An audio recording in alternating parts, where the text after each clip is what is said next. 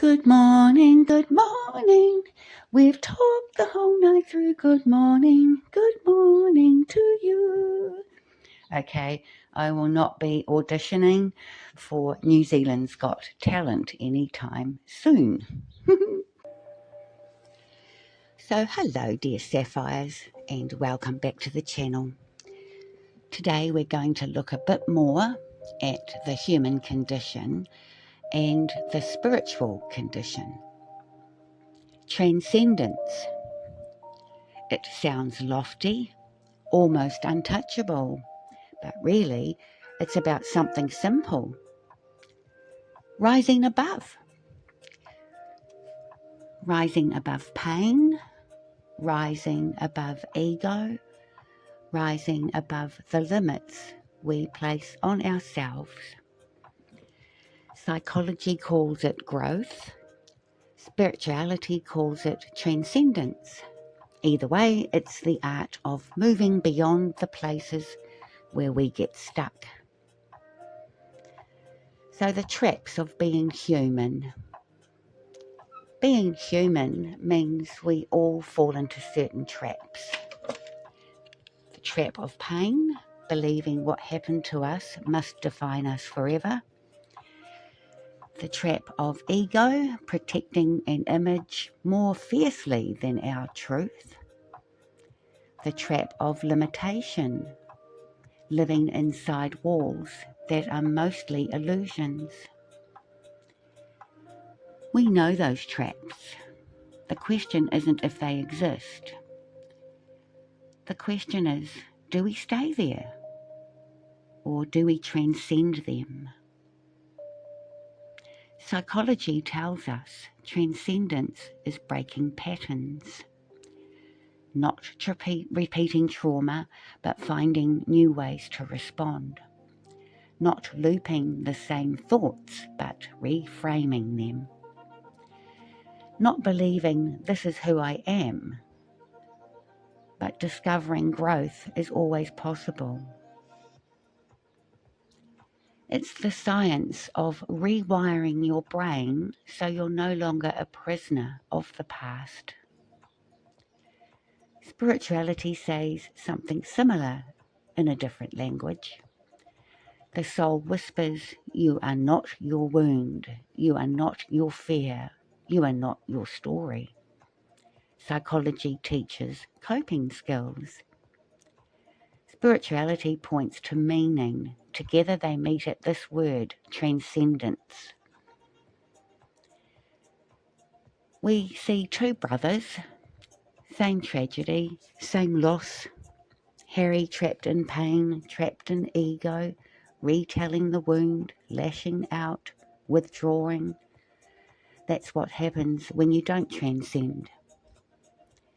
William carrying the same loss, but choosing to step up, to build, to hold the family together. That's what transcendence can look like. Same wound, different choice. There's a reason the old saying goes, no pain, no gain. Just like the body grows through strain, muscles tear a little, then rebuild stronger. The soul grows through pain too, unfortunately. And here's where karma comes in. Sometimes the people who hurt us in this life are souls we once hurt in another. The cycle keeps looping until someone decides to break it. So when hurt enters your life, ask, am I being invited to balance something from before? And more importantly, will I stop this cycle here? And remember, it's never one-sided. The person who wounds us is also being handed lessons in humility, accountability, and the chance to choose differently and to respect every soul. We teach each other, light and shadow alike. And a heads up, never underestimate a gentle soul. Gentleness is rarely born of ease. It's usually born of fire. Gentle souls are often old souls. They've been through hell and chosen kindness anyway. That's not weakness, that's transcendence in action. So where are you right now? Are you repeating pain? Are you defending ego? Are you living inside the limits that aren't real? Or are you starting to rise? And remember this, don't wallow in your pain. Nobody wants to stay stuck there, and nobody else can stay there with you forever. Pain is a teacher, not the destination.